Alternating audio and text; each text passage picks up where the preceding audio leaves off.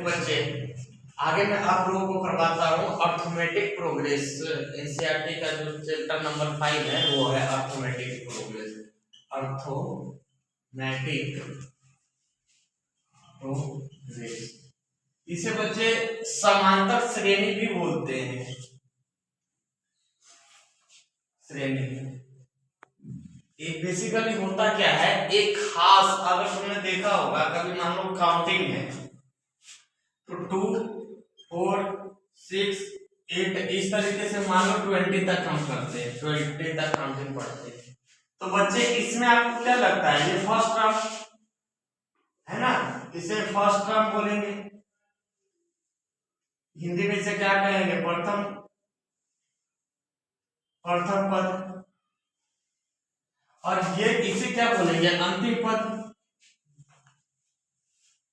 Last term.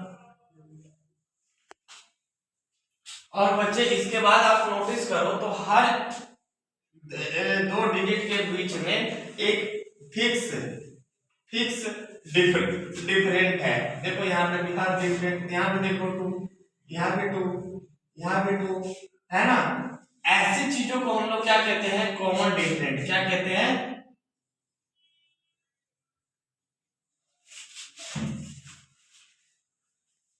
इसे हिंदी में बोलते हैं सार अंतर। अगर बच्चे जैसे, और फर्स्ट टर्म को बच्चे इसको ए से रिप्रेजेंट करते हैं, इसको डी से रिप्रेजेंट करते हैं, और अंतिम पद है लास्ट टर्म, या तो एल से कर दो या इसको ए एल से कर दो। या मान लो देखो, अगर मान लो कि ये कॉमन डिफरेंट मुझे निकालना है, कॉमन डिफरेंट, तो कॉमन डिफरेंट निकालने का एक तरीका और होता है, इसको डी से रिप्रेजेंट करते हैं हर दूसरे टर्म्स में। जैसे बच्चे ये टर्म पे क्या है, मान लो अगर इसको मैं मानता हूं तो ये पहला, ये दूसरा, ये तीसरा, ये चौथा, इस तरीके से बढ़ता जाते जाते ये मुझे नहीं पता, ए मान लेता हूं। ठीक है, तो अगर मुझे कॉमन डिफरेंट निकालना है, सर्वंतर निकालना है, तो क्या करना, आप दूसरे में से पहले माइनस कर दो, मतलब दूसरे में से उससे जस्ट पहले वाला। तो डी, इसके लिए a2 में से a1 निकालो, कोई भी टर्म दूसरे में से पहले को माइनस करो, अपने आप कॉमन डिफरेंट आ जाएगा।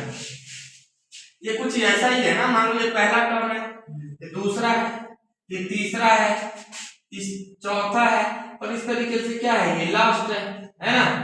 तो इसका एक चीज, अगर मान लो कि टर्म्स हमें पता करना है, तो देखो पहला क्या होता है, ए है ना, और दूसरा हमें निकालना है, तो क्या करो, देखो ये डी हर एक पे फिक्स है।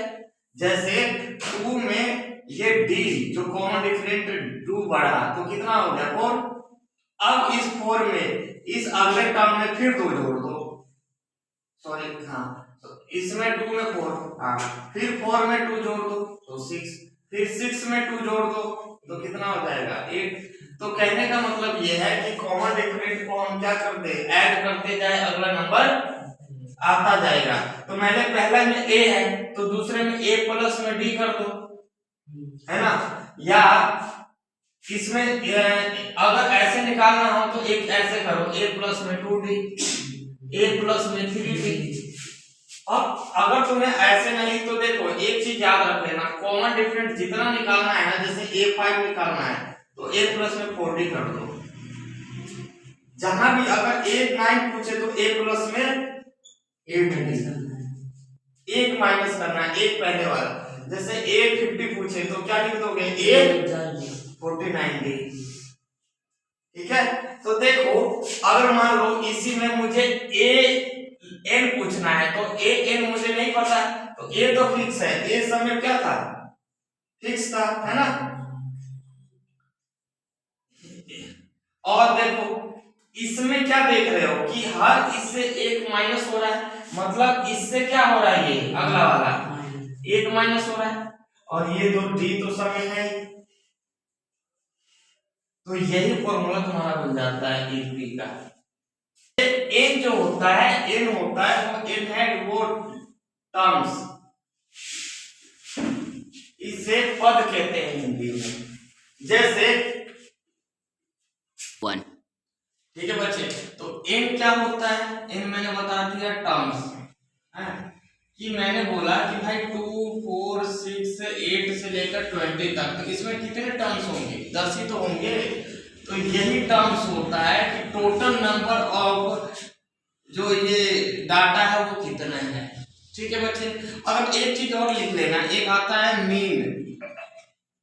ये मीन निकालना हो ना, तो मान लो ये फर्स्ट टर्म है और ये सेकेंड टर्म है, तो कुछ नहीं, मीन का अगर इन दोनों का मीन निकालना है तो कुछ नहीं, पहला और दूसरे को जोड़ के 2 से डिवाइड कर दो। मीन एवरेज ऐसे तो निकालते हैं।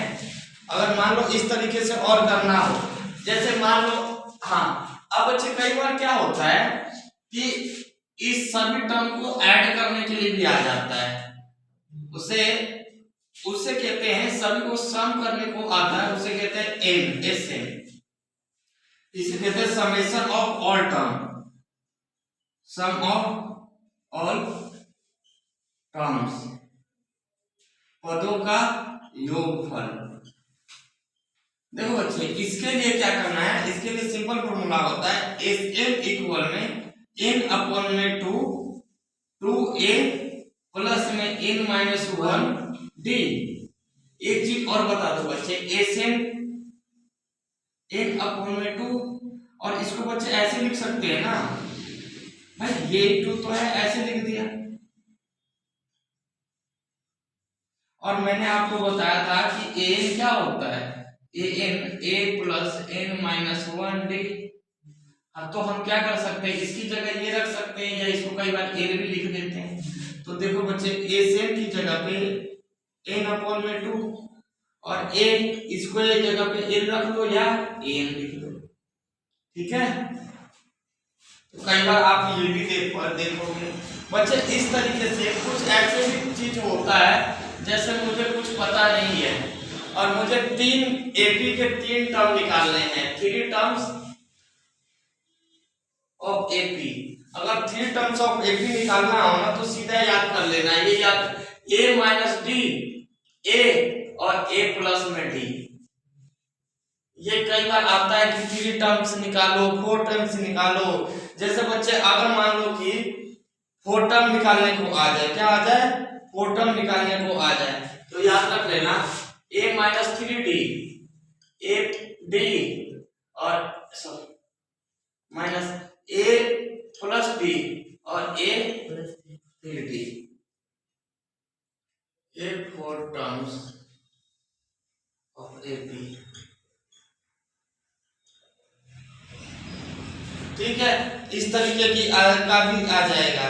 कई बार मान लो इसी तरीके से 5 टर्म्स भी आ सकता है कि भाई 5 टर्म निकालो, तो इसमें क्या करना, a माइनस 2d और तीसरा a माइनस 2d, और इसके बाद आता है a माइनस d, उसके बाद a, उसके बाद बच्चे आता है a प्लस d, और इसके बाद आता है a plus 2d।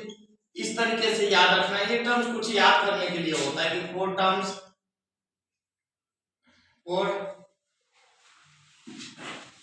Of AP, ये दिया नहीं होगा और 5 टर्म निकालना होगा, तो कुछ इस तरीके से निकालते हैं।